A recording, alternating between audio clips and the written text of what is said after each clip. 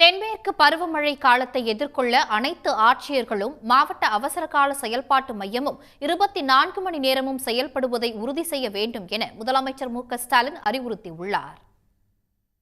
சென்னை தலைமை செயலகத்தில் முதலமைச்சர் மு.க.ஸ்டாலின் தலைமையில் தென்மேற்கு பருவமழை ஆயத்த நிலை மற்றும் மேட்டூர் அணையிலிருந்து நீர்த்திறப்பு குறித்த ஆய்வுக் கூட்டம் நடைபெற்றது. இந்த கூட்டத்தில் பேசிய முதலமைச்சர், கடந்த 4 ஆண்டுகளில் பல பேரிடர்களை தமிழ்நாடு அரசு திறம்பட எதிர்கொண்டதாக கூறினார். மேலும் இயற்கை சீற்றங்களிலிருந்து மக்களை காக்க வேண்டியது அரசுக்கும் அரசு அதிகாரிகளுக்கும் பெரும் கடமையாகும் என்றார். மேற்கு தொடர்ச்சி மலை மாவட்டங்களில் ஏற்படக்கூடிய கனமழை, திடீர் வெள்ளம், நீலகிரி மலைப்பகுதிகளில் ஏற்படுகிற நிலச்சரிவு போன்ற பாதிப்புகள் குறித்தும் ஆலோசிக்கப்பட்ட நிலையில் கனமழை, புயல் ஆகியவற்றை எதிர்கொள்ள கடலோர மாவட்டங்கள் தயார் நிலையில் இருக்க அறிவுறுத்தினார். தென்மேற்கு பருவமழை காலத்தை திறம்பட எதிர்கொள்ள எல்லா கலெக்டர்களும் மாவட்ட அவசரகால செயல்பாட்டு மையம் 24 மணி நேரமும் செயல்படுவதையும், தகவல் தொடர்பு சாதனங்களோடு பயன்பாட்டையும், மீட்பு உபகரணங்கள் மற்றும் வாகனங்களோட தயார் நிலையும் உறுதி செய்யணும். பேரிடர் காலங்களில் தங்கள் குறைகளை சொல்லும் மக்களிடம் கனிவாக நடந்து கொள்ள அதிகாரிகளுக்கு முதலமைச்சர் அறிவுறுத்தினார். பேரிடர் காலங்களில் ஏற்படுகிற திடீர் மின்வெட்டு மற்றும் அறிவிக்கப்பட்ட மின்வெட்டு மற்றும் மின் பராமரிப்பு பணிகள் குறித்த தகவல்களை நுகர்வோரோட செல்போனுக்கு SMS ஆக அனுப்பணும். அது மட்டும் இல்லை, அவங்க பகுதியில் எப்போ மறுபடியும் பவர் வரும்னு சேர்த்து அந்த மெசேஜை நீங்கள் பண்ணணும். மேட்டூர் அணையில் நீர் திறக்கப்படுவதற்கு முன்பே கடைமடை பகுதிக்கும் தண்ணீர் செல்ல ஏதுவாக கால்வாய்கள் தூர்வார வேண்டும் என்றும் முதலமைச்சர் கூறினார். வரும் ஜூன் 12ஆம் நாள் குறுவை சாகுபடிக்கு தண்ணீர் திறப்பதற்கு போதுமான நீர் இருக்குது.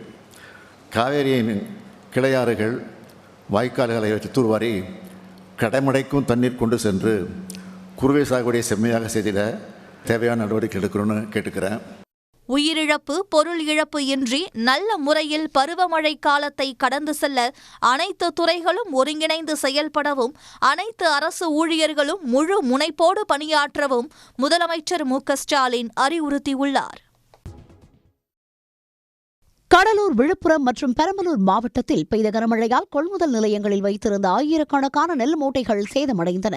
கடலூர் மாவட்டம் திட்டக்குடி அருகே தோளார் கிராமத்தில் கடந்த 2 நாட்களாக கனமழை பெய்தது. இதன் காரணமாக கொள்முதல் நிலையத்தின் வெளியே வைக்கப்பட்டிருந்த 5000 நெல் மூட்டைகள் மழையில் நனைந்து சேதமடைந்தன. இதேபோன்று விழுப்புரம் மாவட்டம் காரை கொள்முதல் நிலையம் முன் அடுக்கி வைக்கப்பட்டிருந்த நெல் மூட்டைகளை மழைநீர் சூழ்ந்தது. பெரம்பலூர் மாவட்டம் வேப்பந்தட்டை அருகே அரசலூர் கொள்முதல் நிலையத்தில் 1 வாரமாக வைக்கப்பட்டிருந்த நெல் மூட்டைகள் மழையில் நனைந்து முளைக்க தொடங்கின. அதிகாரிகள் ஆய்வு செய்து உரிய நிவாரணம் வழங்க வேண்டும் என்று விவசாயிகள் கோரிக்கை விடுத்துள்ளனர். கொட்டு நெல் பூரா நனைஞ்சு போயிருக்குது. எங்களால் ஒன்றுமே செய்ய முடியல. இந்த எப்போவுமே இந்த டிஎன்சியில் இந்த டிஎன்சி தாழ்வான பகுதியாக இருக்குது. இது மேடு அமைத்து கொடுத்து எங்களை விவசாயிகளை காப்பாற்றி கொடுக்கும்படி மிகவும் தாழ்மையுடன் கேட்டுக்கொள்வோம்.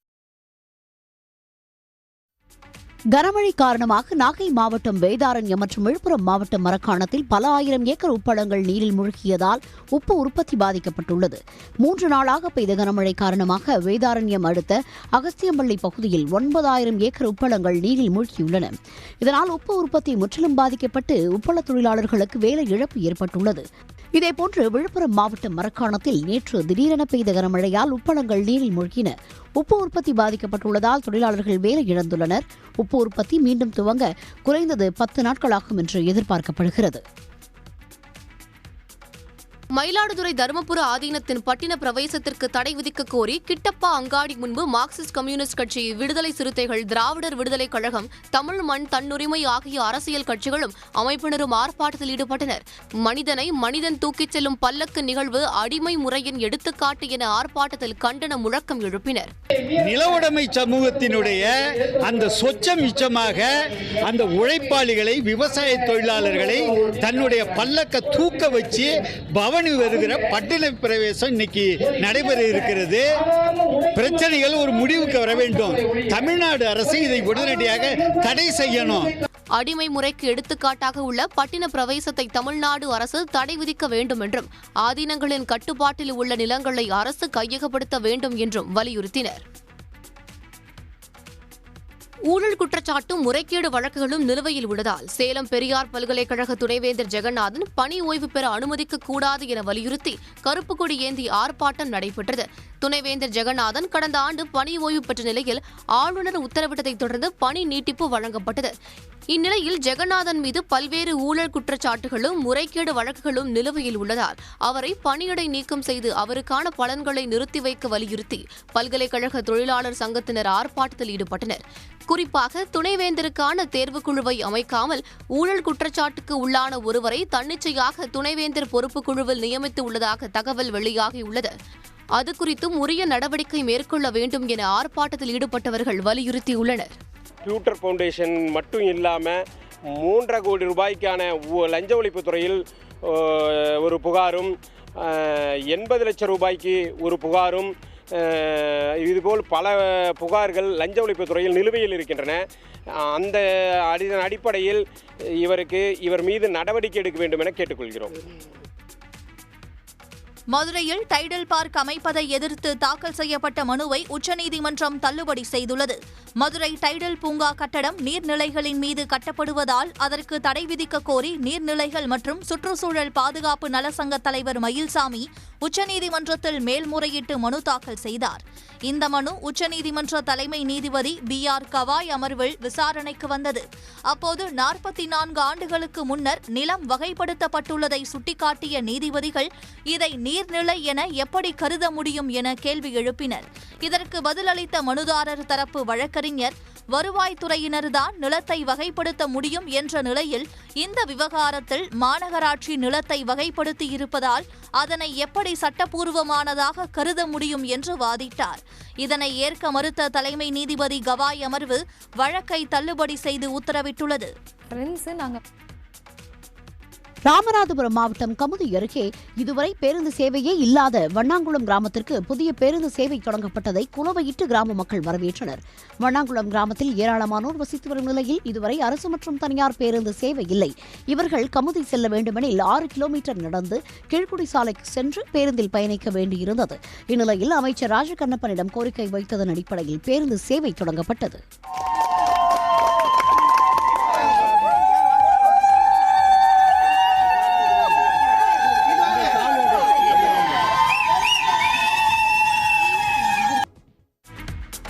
சென்னையில் தங்கம் விலை இன்று சவரனுக்கு 280 ரூபாய் உயர்ந்ததை அடுத்து ஒரு சவரன் ஆபரண தங்கத்தின் விலை மீண்டும் 70,000 ரூபாயை கடந்துள்ளது. கடந்த வார இறுதியில் 22 கேரட் ஆபரண தங்கம் கிராம் 8,720 ரூபாய்க்கும் ஒரு சவரன் 69,760 ரூபாய்க்கும் வர்த்தகமானது. இந்நிலையில் வார வர்த்தகத்தின் முதல் நாளான இன்று ஆபரண தங்கத்தின் விலை சவரனுக்கு 280 ரூபாய் அதிகரித்துள்ளது. இதனையடுத்து ஒரு சவரன் தங்கத்தின் விலை 70,040 ரூபாயாக உயர்ந்துள்ளது. ஒரு கிராம் தங்கத்தின் இன்றைய விலை 8,755 ரூபாயாகும். வெள்ளி விலை கிராமுக்கு 1 ரூபாய் உயர்ந்து கிராம் 109 ரூபாய்க்கு விற்பனையாகிறது. திருப்பதி ஏழுமலையான் கோயிலுக்கு 100 கிலோ வெள்ளி விளக்கை மைசூர் ராஜமாதா பிரேமாதா தேவி நன்கொடையாக வழங்கியுள்ளார். ஏழுமலையான் கோயிலில் எப்பொழுதும் அணையாத அகண்ட தீபம் மூலவர் கருவறையில் ஏற்றி வைப்பது வழக்கம். இதற்காக சுமார் 300 ஆண்டுகளுக்கு முன்பு அப்போதைய மைசூர் மகாராஜா வெள்ளியால் செய்த விளக்குகளை கோயிலுக்கு நன்கொடையாக அளித்திருந்தார். இந்நிலையில் மைசூர் அரண்மனை ராஜமாதா பிரேமாதா தேவி 2 வெள்ளி விளக்கு தலா 50 கிலோ எடையில் நன்கொடையாக வழங்கியுள்ளார். கோயிலில் உள்ள ரங்கநாதர் மண்டபத்தில் அறங்காவலர் குழு தலைவர் PR நாயுடு கூடுதல் செயல் அதிகாரி CH வெங்கையா சௌத்ரியிடம் விளக்குகளை ஒப்படைத்தார். அதைத் தொடர்ந்து தேவஸ்தான அதிகாரிகள் தீர்த்த பிரசாதங்களை வழங்கி பிரேமாதா தேவிக்கு வேத பண்டிதர்கள் மூலம் ஆசீர்வாதம் செய்து வைத்தனர். பாகிஸ்தானின் ஏவுகணைகள் மற்றும் ட்ரோன்களிலிருந்து பஞ்சாப் மாநில நகரங்கள் பாதுகாக்கப்பட்டது குறித்து ராணுவ வீரர்கள் செயல்முறை விளக்கம் அளித்துள்ளனர். இந்தியா பாகிஸ்தான் இடையிலான மோதலின் போது பஞ்சாபின் பொற்கோவில் மற்றும் முக்கிய நகரங்களை குறிவைத்து பாகிஸ்தான் தாக்குதல் நடத்த முயன்றது. இத்தகைய பாகிஸ்தானின் முயற்சிகளை இந்திய ராணுவம் வெற்றிகரமாக முறியடித்தது. இந்நிலையில் தாக்குதல் முயற்சிகளை முறியடித்தது எப்படி என்பது குறித்து அமிர்தசரஸில் நடைபெற்ற நிகழ்ச்சியில் இந்திய ராணுவத்தினர் செயல் விளக்கம் அளித்தனர்.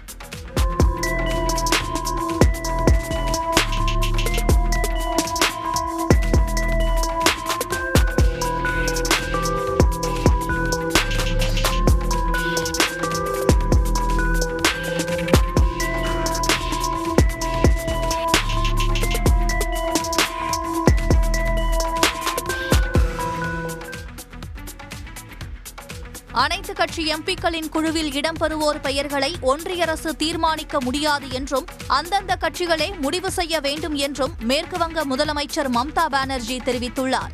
ஆபரேஷன் சிந்தூர் தாக்குதல் குறித்து உலக நாடுகளுக்கு நேரில் சென்று விளக்கமளிக்கும் வகையில் ஒன்றிய அரசால் அறிவித்த குழுவில் இடம்பெற்ற திரிணாமுல் காங்கிரஸ் எம்பியான யூசுப் பதான் அந்த குழுவுடன் இணைந்து செயல்பட மாட்டார் என அக்கட்சி அறிவித்துள்ளது. இந்நிலையில் செய்தியாளர்களிடம் பேசிய மேற்குவங்க முதலமைச்சரும் திரிணாமுல் காங்கிரஸ் தலைவருமான மம்தா பானர்ஜி அனைத்து கட்சி குழுவில் இடம்பெறும் எம்பிக்களின் பெயர்களை அவர்களது கட்சிகளே முடிவு செய்ய வேண்டும் என வலியுறுத்தினார். வெளியுறவு கொள்கைகளில் ஒன்றிய அரசுக்கு தாங்கள் ஆதரவு அளிக்கிறோம் என்ற போதும் உரிய நடைமுறைகளை ஒன்றிய அரசு பின்பற்ற வேண்டும் என்றும் வலியுறுத்தியுள்ளார். I said that they cannot decide the name. If they request us, the mother party, the party will decide the name.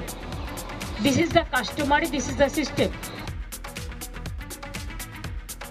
கோஸ்டாரிக்காவில் பூனையை பயன்படுத்தி சிறைக்குள் போதை மருந்து கடத்தப்பட்டது அதிர்ச்சியை ஏற்படுத்தியுள்ளது. கோஸ்டாரிக்காவில் உள்ள போகேசி சிறையில் பூனை ஒன்று அடிக்கடி வந்து செல்வதை நோட்டமிட்ட சிறை அதிகாரிகள் கடந்த வாரம் பூனையை பிடித்து சோதனையிட்டனர். அப்போது பூனை உடலில் போதைப் பொருள் அடைக்கப்பட்ட 2 பைகள் கட்டப்பட்டிருந்தது கண்டுபிடிக்கப்பட்டது.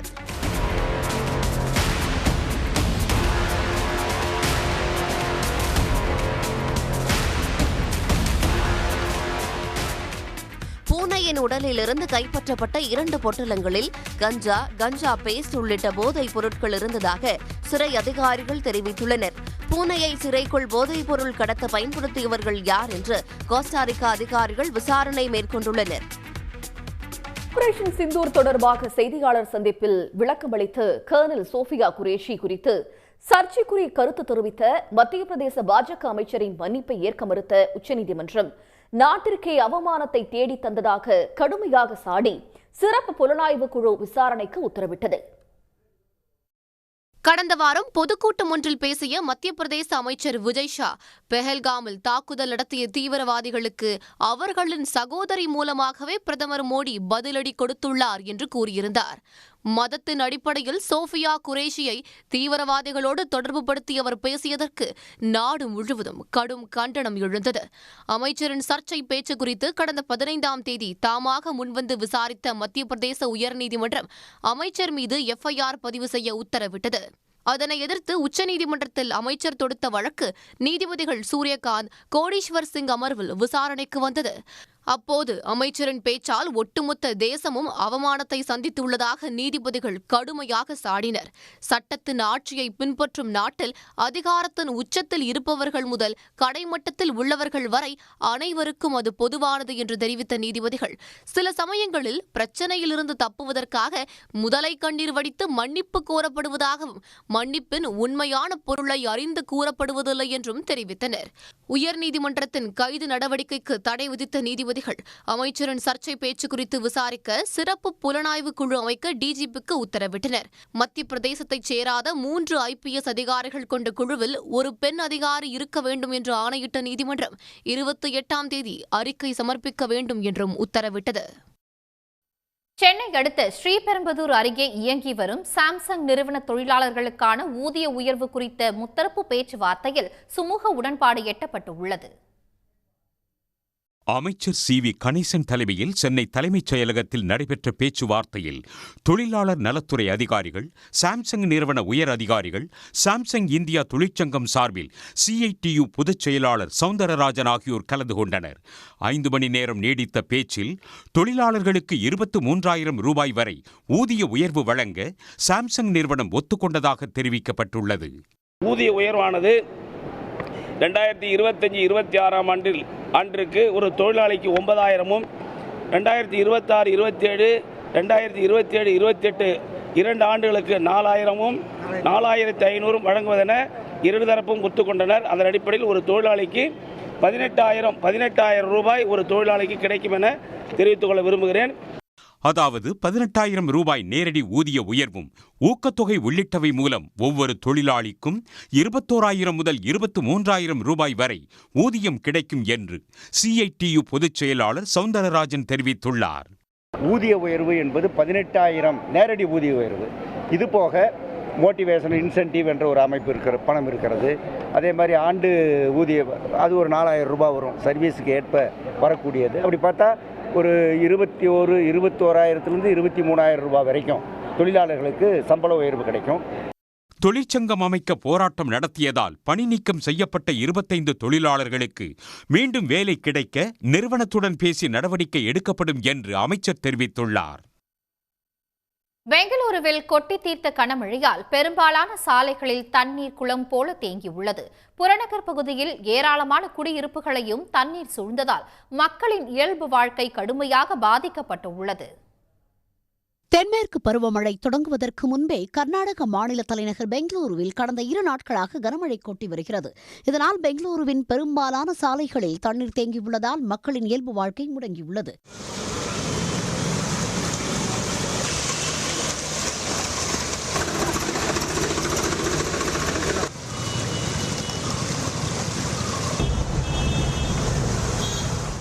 கனமழை காரணமாக பல்வேறு பகுதிகளில் மரங்கள் முறிந்து விழுந்ததால் போக்குவரத்து பாதிக்கப்பட்டது. திங்கட்கிழமை காலையில் வழக்கத்தை விட அதிகமான போக்குவரத்து நெரிசலில் சிக்கி அலுவலகங்களுக்கு செல்வோர் கடுமையாக பாதிப்படைந்தனர். சாந்திநகர் பேருந்து நிலைய பகுதியில் கழிவுநீர் கால்வாய் நிரம்பி தண்ணீர் வெளியேறியதால் கடுமையான பாதிப்பு ஏற்பட்டது.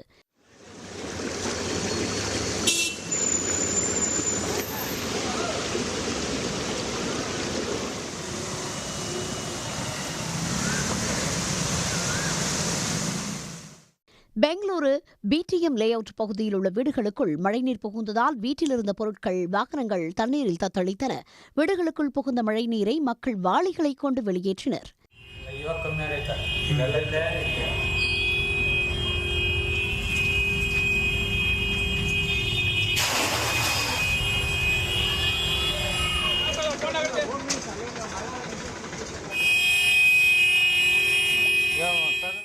இதேபோல் சாய் லேஅவுட் பகுதியில் பாதி அளவுக்கு தேங்கியிருந்த மழைநீரில் வாகனங்கள் மிதந்து செல்லும் நிலை ஏற்பட்டது. மேலும் மழைநீர் சூழ்ந்த பகுதிகளில் இருந்த மக்களை படகுகள் மூலம் மீட்புப் படையினர் பாதுகாப்பான இடங்களுக்கு அழைத்துச் சென்றனர். மழைநீர் சூழ்ந்த பகுதிகளை சட்டமன்ற உறுப்பினர் பசவராஜ் ஜேசிபியில் ஏறி சென்று பார்வையிட்டார்.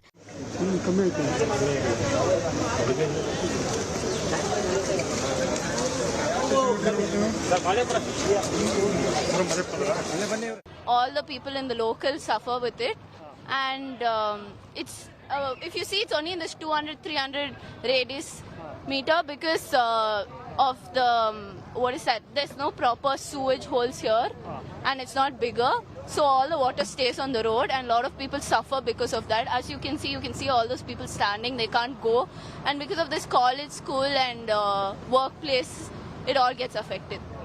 பெங்களூரு மட்டுமின்றி புறநகர் பகுதிகள் கோலார், மாண்டியா, மைசூரு, ஹசன், குடகு உள்ளிட்ட கர்நாடகாவின் 15 மாவட்டங்கள் கனமழையால் பாதிக்கப்பட்டன. கர்நாடகாவில் கனமழை தொடரும் என எச்சரிக்கை விடுக்கப்பட்டுள்ளதால் தண்ணீர் தேங்குவதை தடுக்க அரசு முன்னெச்சரிக்கை நடவடிக்கைகளை மேற்கொள்ள வேண்டும் என மக்கள் கோரிக்கை விடுத்துள்ளனர். தமிழ்நாட்டில் கடந்த 12 ஆண்டுகளில் இல்லாத வகையில் 2024 கொலை வழக்குகள் குறைந்து உள்ளதாக கூறியுள்ள தமிழ்நாடு காவல்துறை அதே ஆண்டில் தண்டனைகள் அதிகரித்துள்ளதாகவும் தெரிவித்துள்ளது. தமிழ்நாடு காவல்துறை தலைமை வெளியிட்டுள்ள அறிக்கையில் தமிழ்நாட்டில் காவல்துறை மேற்கொண்ட பல்வேறு நடவடிக்கைகளால் 2023 காட்டிலும் 2024 மனித உடலுக்கு எதிரான குற்றங்கள் குறிப்பிடத்தக்க வகையில் குறைந்துள்ளதாக தெரிவிக்கப்பட்டுள்ளது. கடந்த 2017 2020 ஆண்டு வரையிலான காலகட்டத்தில் ஒவ்வொரு ஆண்டும் கொலை வழக்குகள் படிப்படியாக அதிகரித்து 2019 அதிகபட்சமாக 1745 வழக்குகள் பதிவாகியுள்ளன. ஆனால் 2012க்கு பிறகு அந்த வழக்குகள் தொடர்ச்சியாக குறைந்து கடந்த ஆண்டு மிக குறைவாக 1563 வழக்குகளே பதிவாகியுள்ளதாக தெரிவிக்கப்பட்டுள்ளது. இது கடந்த 12 ஆண்டுகளில் இல்லாத குறைந்தபட்ச கொலை வழக்குகள் ஆகும். அதாவது கடந்த 2012 ஆண்டில் மாதந்தோறும் சராசரியாக 161 கொலை வழக்குகள் பதிவான நிலையில் 2024 ஆண்டுடன் ஒப்பிடுகையில் அந்த எண்ணிக்கை 130 குறைந்துள்ளது. இந்த எண்ணிக்கை 2025 ஆண்டில் முதல் 4 மாதங்களில் 120 கொலை வழக்குகளாக மேலும் குறைந்துள்ளதாகவும் டிஜிபி அறிக்கையில் தெரிவிக்கப்பட்டுள்ளது. ரவுடி மற்றும் பழிவாங்கும் கொலைகளை கட்டுப்படுத்த காவல்துறை கடந்த 4 ஆண்டுகளில் மேற்கொண்ட பல்வேறு நடவடிக்கைகளால் ரவுடி கொலைகளும் குறிப்பிட்ட அளவுக்கு குறைந்துள்ளன. OCIU எனப்படும் திட்டமிட்ட குற்ற புலனாய்வு பிரிவின் நெருக்கமான கண்காணிப்பு நடவடிக்கையால் கடந்த 2021 முதலான 4 ஆண்டுகளில் 326 கொலைகள் தவிர்க்கப்பட்டுள்ளதாகவும் சுட்டிக்காட்டப்பட்டுள்ளது. நடப்பாண்டில் ஏப்ரல் வரை 1325 ரவுடிகள் குண்டர் சட்டத்தில் கைது செய்யப்பட்டுள்ளதாகவும், பழிவாங்கும் மற்றும் ரவுடிகள் தொடர்பான கொலைகளை தடுக்க சிறைச்சாலைகளில் உள்ள ரவுடிகளின் நடவடிக்கைகளும் உன்னிப்பாக கண்காணிக்கப்பட்டு வருவதாகவும் டிஜிபி அலுவலகம் வெளியிட்டுள்ள அறிக்கையில் தெரிவிக்கப்பட்டுள்ளது. வனப்பகுதிகள் குறித்து பொதுமக்களுக்கு விழிப்புணர்வு ஏற்படுத்தும் விதமாக பழங்குடியின மக்களுடன் இணைந்து கோவை வனத்துறை நடத்தி வரும் சூழல் சுற்றுலா திட்டம் வரவேற்பை பெற்றுள்ளது. வார இறுதியில் நடைபெறும் பரளிக்காடு சூழல் சுற்றுலாவில் பங்கேற்க மக்களிடையே ஆர்வம் அதிகரித்துள்ளது. பழங்குடியின மக்களோடு இணைந்து தமிழ்நாடு வனத்துறை நடத்தி வரும் ஈகோ டூரிசம் எனப்படும் சூழல் சுற்றுலாவின் காட்சிகள்தான் இவை. வனம் மற்றும் வனம் சார்ந்த பகுதிகள் குறித்து பொதுமக்களுக்கு விழிப்புணர்வு ஏற்படுத்தும் விதமாகவும் பழங்குடியின மக்கள் பொருளாதார ரீதியில் முன்னேற்றம் அடையும் நோக்கிலும் இச்சூழல் சுற்றுலா நடத்தப்படுகிறது. ரொம்ப நல்லா இருக்கு. அப்புறம் படகு சவாரி எல்லாமே சூப்பராக இருந்துச்சு. நல்லா கூட்டிகிட்டு போனாங்க எங்களை. அப்புறம் ஃபுட்டு சூப்பராக இருந்துச்சு. எக்ஸ்பீரியன்ஸ் வந்து ரொம்ப நல்லா இருக்கு. கண்டிப்பாக ட்ரை பண்ணுங்க எல்லாருமே. உங்கள் ஃபேமிலியோட வர்றதுக்கு வந்து ஒரு பெஸ்ட்டான ஒரு ஸ்பாட்டுன்னு சொல்லலாம். வீட்டில் வந்து எப்போவுமே ஃபோன் பார்த்துட்டு டிவி பார்த்துட்டு தான் இருப்போம். விளையாடுறதுக்கும் ஆள்லாம் இருக்க மாட்டாங்க ரொம்ப. அப்புறம் இங்கே வந்தபோது ரொம்ப ஜாலியாக இருந்தது. இந்த ஊஞ்சல்லாம் பார்க்கும்போது ரொம்ப ஜாலியாக இருந்தது. அப்புறம் இந்த பரிசலில் கூப்பிட்டு போனதெல்லாம் ரொம்ப சூப்பராக இருந்தது. அந்த அங்கிள் ஸ்பீடாக சுற்றும் போது எல்லாம் செம்மையாக இருந்தது. சனி ஞாயிறுகளில் மட்டும் பரளிக்காடு வனப்பகுதியில் நடைபெறும் ஒரு நாள் சுற்றுலாவில் 1 மணி நேரம் பரிசல் சவாரி செய்யலாம். பழங்குடியின மக்கள் தயாரித்து வழங்கும் பாரம்பரியமிக்க மதிய உணவும் இதில் அடக்கம். இதற்காக நபர் ஒருவருக்கு 600 ரூபாய் கட்டணமாக வசூலிக்கப்படுகிறது. கிளைமேட் சூப்பராக இருக்குது. பரிசல்லாம் சவாரி போனோம், நல்லா இருந்துச்சு. குழந்தைங்களோட நல்லா என்ஜாய் பண்ணோம். நெக்ஸ்ட்டு எங்களுக்கு ஸ்ட்ரெஸ்ஸாக இருந்தது வந்து இங்கே வந்தோடனே ரொம்ப ஸ்ட்ரெஸ் ஃப்ரீயாக ஃபீல் பண்ணுறோம். பரளிக்காடு சூழல் சுற்றுலாவில் பங்கேற்க கோயம்புத்தூர் wilderness.com என்ற இணையதளத்தில் சுற்றுலா பயணிகள் முன்பதிவு செய்து கொள்ள வேண்டும். ஏராளமான பயணிகள் இதில் ஆர்வத்துடன் பங்கேற்பதால் தங்களது பொருளாதார சூழல் முன்னேற்றம் கண்டுள்ளதாக பரளிக்காடு பகுதி பழங்குடியினர் மக்கள் மகிழ்ச்சி தெரிவித்துள்ளனர். லேடிஸுங்களுக்கு அதிகமாக வேலை வாய்ப்பு, வருமானம் முதல் கொஞ்சம் கம்மியாக தான் இருந்துச்சு. இப்போ வந்து இவங்க டூரிஸ்ட் இங்கே அதிகமாக வர்றதுனால எங்களுக்கு கொஞ்சம் வருமானம் எல்லாம் கொஞ்சம் குழந்தைகளை படிக்க வைக்கிறதுக்கு எல்லாத்துக்குமே யூஸ் ஆகுது. நான் அந்த ஈகோ டூரிசம் வந்ததுலேருந்து இங்கே 2 நாள் சனி ஞாயிறு 2 நாள் வேலை பார்க்குறதுனால எங்களுக்கு ஏதோ எங்களுக்கு ஏற்ற வீட்டு செலவுக்கு ஏற்ற வருமானம் கிடைக்கிது. அந்த வருமானத்தில் எங்கள் பொழைப்பு நடக்குது. பரளிக்காடு சூழல் சுற்றுலா போன்றே தமிழ்நாடு வனத்துறை கட்டுப்பாட்டில் உள்ள மற்ற வனப்பகுதிகளிலும் சூழல் சுற்றுலா திட்டத்தை விரிவுபடுத்த வேண்டும் என்று சுற்றுலா பயணிகள் கோரிக்கை விடுத்துள்ளனர். சன் நியூஸ் செய்திகளுக்காக மேட்டுப்பாளையத்திலிருந்து என் சந்தோஷ். தலைமைச் செயலகத்தில் அனைத்து கட்சிகளோடு தமிழக தலைமை தேர்தல் அதிகாரி அர்ச்சனா பட்நாயக் ஆலோசனை நடத்தினார். அங்கீகரிக்கப்பட்ட வாக்குச்சாவடி முதல்நிலை முகவர்களுக்கான பயிற்சி முகாம் டெல்லியில் வரும் 22 மற்றும் 23ஆம் தேதிகளில் நடைபெறுகிறது. இந்த கூட்டத்தில் தமிழ்நாட்டில் இருந்து அங்கீகரிக்கப்பட்ட தேசிய மற்றும் மாநில கட்சிகளின் வாக்குச்சாவடி முதல்நிலை முகவர்கள் கலந்து கொள்கின்றனர். வாக்குச்சாவடி முதல்நிலை முகவர்களுக்கான பயிற்சி முகாம் குறித்து தலைமை தேர்தல் அதிகாரி பல்வேறு ஆலோசனைகளை வழங்கினார். காவிரி டெல்டா மாவட்டங்களில் பெய்த தொடர் மழை காரணமாக பருத்தி பயிர்கள் பெருமளவில் பாதிக்கப்பட்டுள்ளன. தஞ்சை மாவட்டம் கும்பகோணம், திருவிடைமருதூர் உள்ளிட்ட பகுதிகளில் பருத்தி சாகுபடி அதிக அளவில் செய்யப்பட்டுள்ளது. இந்நிலையில் தொடர்ந்து பெய்த மழை காரணமாக விளைநிலங்களில் தண்ணீர் தேங்கியுள்ளது. பருத்தி சாகுபடியில் ஏக்கர் ஒன்றுக்கு 32,000 ரூபாய் செலவு செய்திருப்பதாக கூறும் விவசாயிகள் மழையால் பாதிக்கப்பட்ட பருத்தி பயிர்களுக்கு உரிய இழப்பீடு வழங்க வேண்டும் என்று அரசுக்கு கோரிக்கை விடுத்துள்ளனர். பாதிக்கப்பட்டிருக்கின்ற பருத்தி பயிர்களுக்கு குறிப்பாக கும்பகோணம் பகுதியில் நாச்சியார் கோயில், மருதாநல்லூர், எரவஞ்சேரி போதன் போன்ற பகுதிகளிலே பாதிக்கப்பட்டிருக்கின்ற பருத்தி பயிருக்கு இழப்பீடு தருவதற்கு தமிழ்நாடு அரசு முன்வர வேண்டும். அரியலூர் மாவட்டம் ஜெயங்கொண்டம் அருகே மீன்சுருட்டி கல்லாத்தூர் சாலையில் தேங்கிய மழைநீரில் இளைஞர் ஒருவர் குளித்தது பரபரப்பை ஏற்படுத்தியது. மீன்சுருட்டி கல்லாத்தூர் சாலையை நெடுஞ்சாலையாக மாற்றி தரம் உயர்த்த வேண்டும் என்றும் சாலையை செப்பனிட வேண்டும் எனவும் அப்பகுதி மக்கள் கோரிக்கை விடுத்தனர். மேலும் சாலையில் தேங்கிய மழைநீரில் இளைஞர் ஒருவர் குளித்ததால் பரபரப்பு ஏற்பட்டது.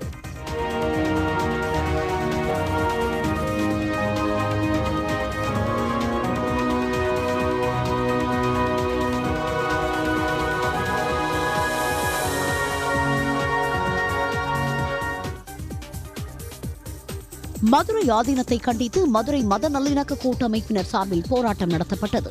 தன்னை கொல்ல சதி நடப்பதாக பொய்யான தகவலை மதுரை ஆதீனம் கூறியதால் பல்வேறு சர்ச்சைகள் எழுந்தன. மதுரை ஆதீனம் மத மோதலை தூண்டும் வகையில் பேசியதாக குற்றம் சாட்டி மதுரை ஜான்சிராணி பூங்காவில் இருந்து பேரணியாக சென்று மதுரை ஆதீன மடத்தை முற்றுகையிட்டு போராட்டம் நடத்த முயன்றனர். தேசிய பாதுகாப்பு சட்டத்தில் மதுரை ஆதீனத்தை கைது செய்ய வலியுறுத்தி முழக்கங்களை எழுப்பினர்.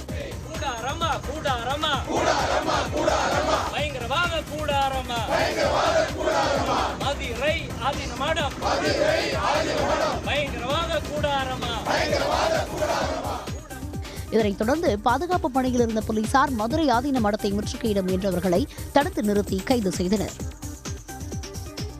தமிழ் கலாச்சாரத்தை பற்றி ஆளுநர் RN ரவி பேசுவது சாத்தான் வேதம் ஓதுவது போல் உள்ளதாக அமைச்சர் சேகர்பாபு விமர்சித்துள்ளார். சென்னை மண்ணடியில் உள்ள காளிகாம்பாள் கோவில் திருப்பணிகளை அமைச்சர் சேகர்பாபு தொடங்கி வைத்தார். பின்னர் செய்தியாளர்களிடம் பேசிய அவர், திமுக ஆட்சி பொறுப்பேற்ற பிறகு 3000வது கோவில் குடமுழுக்கு விழா நாகை மாவட்டம் திருப்புகழூரில் வரும் 5ஆம் தேதி நடைபெறவுள்ளதாக கூறினார். 3000 ஆண்டு குடமுழுக்கு என்பது வருகின்ற ஜூன் மாதம் 5ஆம் தேதி நாகப்பட்டினம் மாவட்டம் திருப்புகழூர் திருக்கோயிலிலே நடைபெறும் என்பதை மகிழ்ச்சியோடு தெரிவித்துக் கொள்கிறோம். கோத்தகிரி அருகே நள்ளிரவில் குடியிருப்பு பகுதிக்குள் புகுந்த சிறுத்தை காட்டு பன்றிகளை வேட்டையாட முயற்சித்த CCTV காட்சி வெளியாகியுள்ளது. பெரியார் நகர் பகுதியிலும் மற்றொரு சிறுத்தை பதுங்கி பாய முயன்ற CCTV காட்சியும் வெளியாகியுள்ளது. ஒரசோலை பகுதியில் காட்டு பன்றிகள் குடியிருப்பு பகுதியில் சுற்றித் திரிந்தன. அப்போது அதே பகுதியில் உலா வந்த சிறுத்தை காட்டு பன்றிகளை பின்தொடர்ந்து வேட்டையாட துரத்தியது. சிறுத்தையிடமிருந்து காட்டு பன்றிகள் மின்னல் வேகத்தில் ஓடிச் சென்று தப்பித்துள்ளது.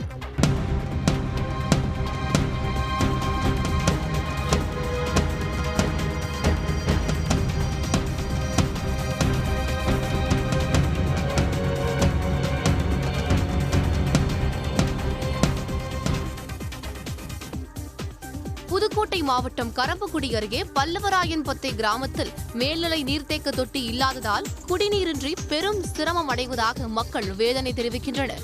சுமார் 400 குடும்பங்கள் வசிக்கும் கிராமத்தில் கடந்த 2 ஆண்டுகளுக்கு முன்னர் 60,000 லிட்டர் கொள்ளளவு கொண்ட மேல்நிலை நீர்த்தேக்க தொட்டி இடிக்கப்பட்டது. புதிய தொட்டி அமைக்கப்படாததால் குடிநீருக்காக பெரும் சிரமத்திற்கு உள்ளாவதாக தெரிவிக்கின்றனர். டேங்க் எந்த ஒரு காரணம் இல்லாமல் டேங்க் அடித்து போட்டு தண்ணி வரல ஒன்று வரல. நாங்கள் ரொம்ப கஷ்டப்பட்டுக்கிட்டு இருக்கோம். இது தண்ணி காலைல வேலை பார்க்குற ஆம்பளைங்க போய் இங்கேருந்து 2 மேலுக்கு மேலே போய் தூக்கிட்டு வர கரண்ட் இருக்க மாட்டேங்குது. அங்கே நம்ம லைன் கட்டி நிற்கிற மாதிரி இருக்குது. தண்ணியே விட மாட்டேங்கிற. நம்ம திடீர்னு போனோம்னா ரொம்ப சிரமமாக இருக்குது. எங்களுக்கு உடனடியாக எங்களுக்கு டைம் கட்டி கொடுக்கணும். உடனுக்குடன் செய்திகளை தெரிந்து கொள்ள சன் நியூஸ் பெல் ஐகானை கிளிக் பண்ணுங்க.